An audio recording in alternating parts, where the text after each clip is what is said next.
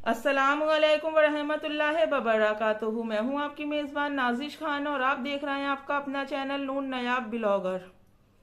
जैसे कि हमारी खाला जान ने आज तो बहुत पते की बात कह दी कि मैं ये बात ट्रेन में भी बोल सकती थी, पर मैंने ट्रेन में ये बात इसलिए नहीं बोली कि फिर इस बात को 4 लोग सुनते।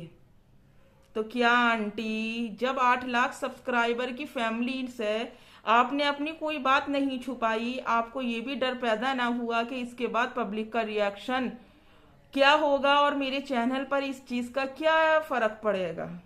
तो आंटी, आप कहाँ इन 4 लोगों की फिक्र करने लगी या फिर कंट्रोवर्सी में रहना आपको पसंद आ गया? कब तक आंटी आप अपना ये सिंपैथी टेलीकास्ट बार बार रिपीट करती रहेंगी और पब्लिक को दिखाती रहेंगी? पब्लिक भी आंटी अब बोर हो गई, कुछ गरम मसाला चाहती है आपकी वीडियो के अंदर। अब मेरी एक बात ये समझ में नहीं आई आंटी, कब तक इस पब्लिक से सिंपैथी मांगोगी? कब तक? कभी सिंगल मदर के नाम पे, कभी अबला नारी के नाम पर, कभी शौहर की सताई बीबी के नाम पर, कभी इस समाज में जो लोग आपके ऊपर तनकीद करते हैं कभी उसके नाम पर। आंटी, अब पब्लिक के पास सिंपैथी देना खत्म हो गया है। पूरा आपने सिंपैथी लेते लेते पब्लिक को कंगाल कर दिया है। मुझे ये समझ में नहीं आता, जिसके साथ भी आप जुड़ती हैं आप उसे कंगाली की कगार पर ही क्यों छोड़ देती हैं? अब कुछ लोगों का ये कहना है कि अगर आंटी जी के पास पासपोर्ट होता तो आंटी जी जरूर देती। क्यों? क्योंकि आंटी जी ने मना कर दिया कि मेरे पास पासपोर्ट नहीं है। बेशक आंटी जी के पास यहाँ पर कसम खाने की गुंजाइश है। मैं कहती हूँ आंटी जी, ख्वाजा गरीबुन नवाज की छठी में गई हैं आप, तो ये नेक काम कर लें और वहां पर खड़े होकर सिर्फ इतनी सी बात कह दें कि वो पासपोर्ट ना तो मेरे पास है, ना मैंने किसी को रखने के लिए दिया है, ना मैंने उसको जलाया है और ना मैंने उसे फाड़ा है। अलगर्ज आप इस बात का इकरार कर लें कि आपने का उस पासपोर्ट से कोई भी लेना देना नहीं है।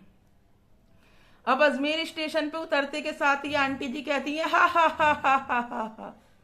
जानती हैं शरीयत में मना फरमाया गया है इस तरह से जोर से हंसने वाले का दिल जो है वो मुर्दा हो जाता है। कभी सोचा है आपने? पर आप तो सोच ही नहीं सकती। और अगर बदले में कोई आपको समझाता है तो आपने तो वैसे भी नकाब वालों को बदनाम करना है, क्योंकि नकाब वाले तो जक्सन नाम हो गए हैं। नकाब वालों से ज्यादा बुरा तो कोई भी नहीं है आपकी नजर में आंटी जी। पर आप इस बात को भूल गई आंटी जी, जो आप दुबई जाकर क्लोब के नाम पर जो आपको मर्सिडीज लेने के लिए आई थी वो सब आपने खुद ही तो हायर की थी। जब हम किसी भी अदर कंट्री में जाते हैं किसी और पैकेज के ऊपर जाते हैं आंटी, तो फिर सारा बंदोबस्त होटल वाले ही तो करते हैं, आपके लिए कोई नई चीज तो आई नहीं। और यहाँ पर आप जा रही हैं काय से? ऑटो से। तो आंटी, ऑटो में भी इंसान ही बैठते हैं, जानवर तो बैठते नहीं है ऑटो में। और ये क्या आंटी, फिर कहती हो पब्लिक सवाल बहुत करती है। क्या करे आंटी, ये पब्लिक है सब जानती है कि उम्रह करके आई, मक्का शरीफ से होकर आई, उसके बाद भी बेजान बुतों को क्या कह रही हैं आप? नमस्ते। क्या उम्रह के नाम पर यही सीखा है? क्या नमाज पढ़ती हो, कुरान को भी पढ़ने का दावा करती हो, जबकि आप कुरान पढ़ी और लिखी भी नहीं है, उसके बाद भी आप नमस्ते करती हो? जरा नमस्ते का पूरा ट्रांसलेट करके देखो कि क्या होता है। यहाँ पर मेरा मकसद किसी को तकलीफ देना नहीं है, ना मेरा मकसद यहाँ पर तकलीफ पहुंचाना है, बल्कि मैं तो इनकी उस बात के भी खिलाफ हूं जो इन्होंने ट्रेन में बैठकर वो सब इन्होंने नॉन वेज दिखाया। इसलिए मैं इनके खिलाफ हूं कि इस 8 लाख सब्सक्राइबर की फैमिली में अगर 2 लाख मेरे हिंदू यानी कि नॉन मुस्लिम भाई बहन इनके साथ ऐड हुए हैं तो उन 2 लाख में से कम 1 लाख तो नवरात्रि मना ही रहे होंगे, व्रत भी कर ही रहे होंगे, पूजा भी कर ही रहे होंगे। तो आप सब जानते हो कि ये आपके नवरात्रि क्या अहमियत रखते हैं आपके लिए, और ये नुमाइश करके दिखा रही हैं कि देखो हम नॉनवेज खा रहे हैं। क्या इन्हें इस तरह से किसी को भी दिखाना क्या अच्छा है, या आपके नवरात्रों में ये सब चीजें देखना अच्छा है? नहीं है ना अच्छा। तो जब आपकी अम्मी आंटी किसी के साथ कुछ बुरा नहीं करती, अब कुछ इनके चमचे ये कहने के लिए आएंगे कि उनकी जिंदगी है, तो भाई मैं भी तो वही बात कह रही हूँ कि जिंदगी तो आंटी की है पर धर्म तो आपका भी कुछ ना कुछ कह रहा है। तो जब ये वो चीज दिखाती हैं ट्रेन में बैठकर, फिर ये सवाल उठाती हैं क्या, नमस्ते। तो आंटी आपका बेटा भी हाथ जोड़ रहा है, आप भी ही नमस्ते कर रही हो, क्या जेब देता है आपको?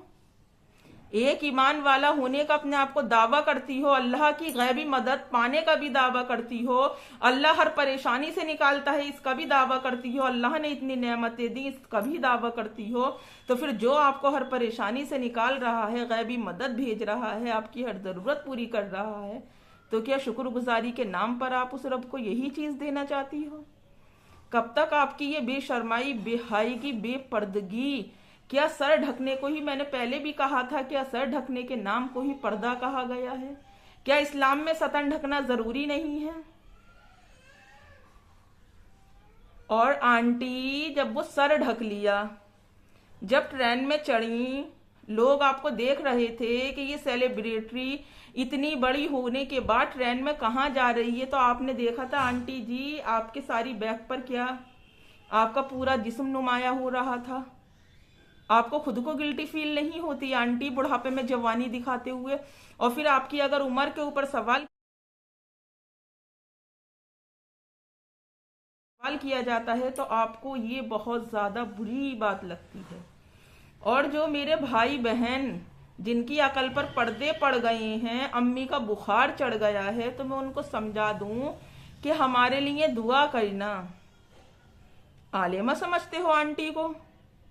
समझते क्या हो आंटी को? आंटी दीन की हुक्मरान हैं। अरे आंटी को तो खुद आपके लिए आपकी दुआओं की जरूरत है कि अल्लाह उन्हें हिदायत दे। अगर आप उनके सच में ही हमदर्द हैं और आप अगर वाकई उनसे सच्ची मोहब्बत करते हैं, तो अपने घरों में दुआ मांगा करो कि अल्लाह हमारी आंटी को हिदायत दे जिस तरह से मैं करती हूँ। और इनसे दुआ के लिए कहते हो, जो इंसान 1 रुपये की खैरात भी अगर किसी को देता है, सदका भी अगर किसी को देता है, सोशल मीडिया पर उसका पूरा पर्चा फाड़ देता है, तो आप उनसे कह रहे हैं जबकि इस्लाम में मेरे रब ने इस हाथ से देकर उस हाथ को देने को भी मना फरमाया है। आंटी की कभी नुमाइश देखी नहीं आप लोगों ने?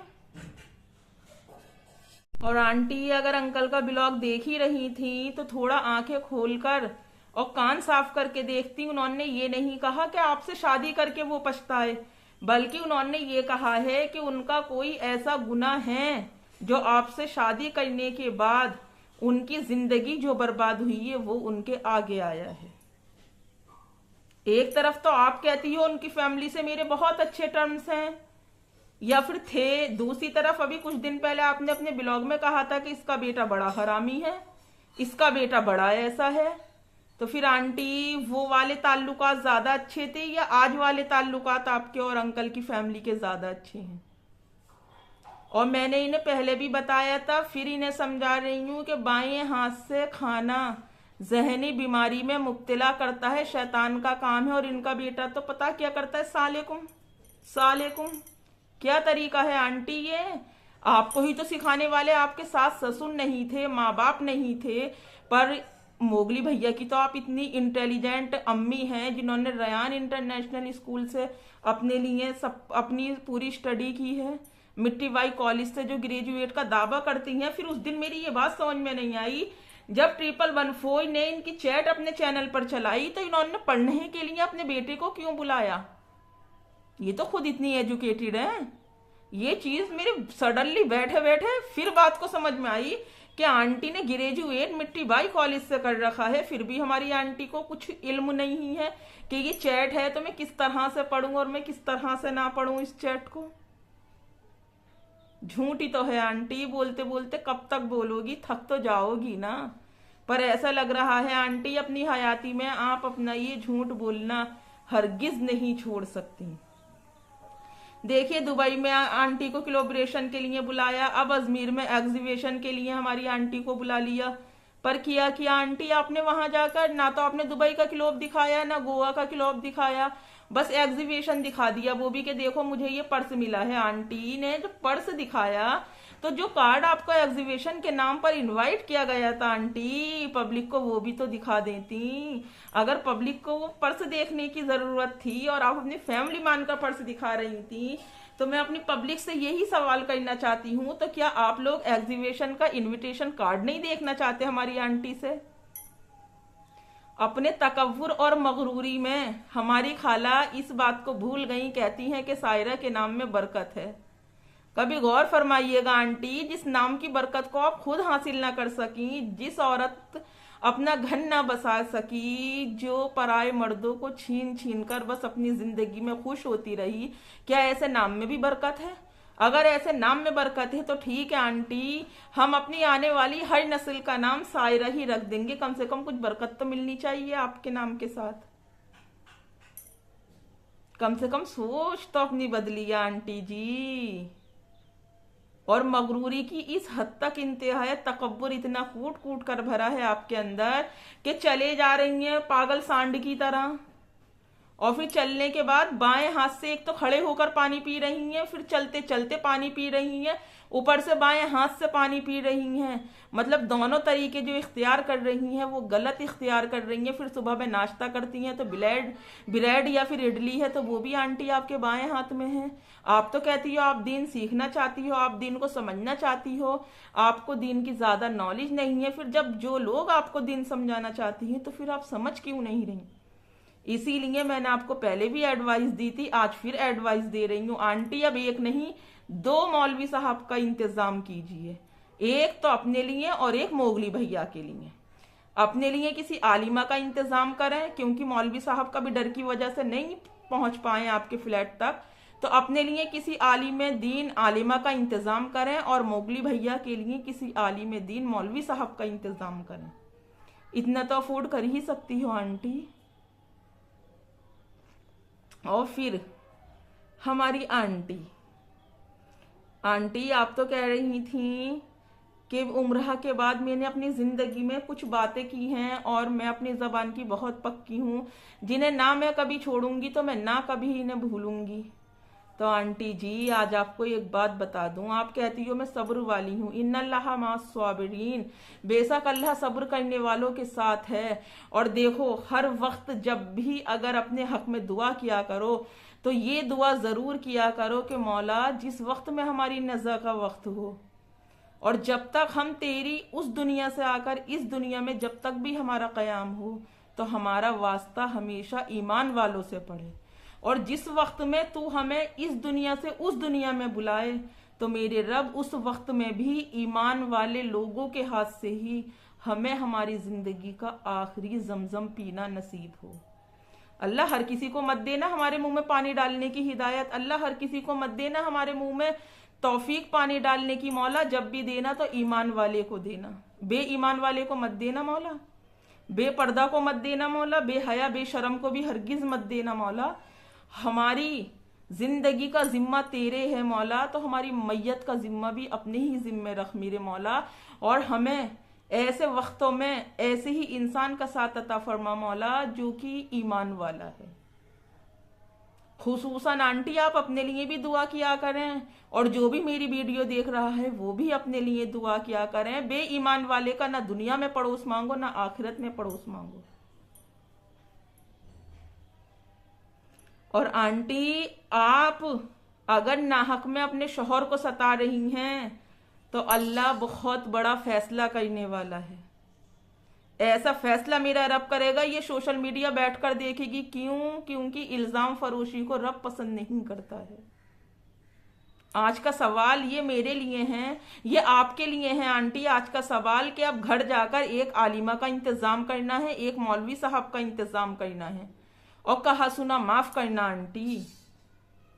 नेक्स्ट वीडियो में फिर मुलाकात होगी, तब तक अपना और अपनों का ढेर सारा ख्याल रखें और मुझे भी अपनी दुआओं में याद रखें। अल्लाह हाफिज।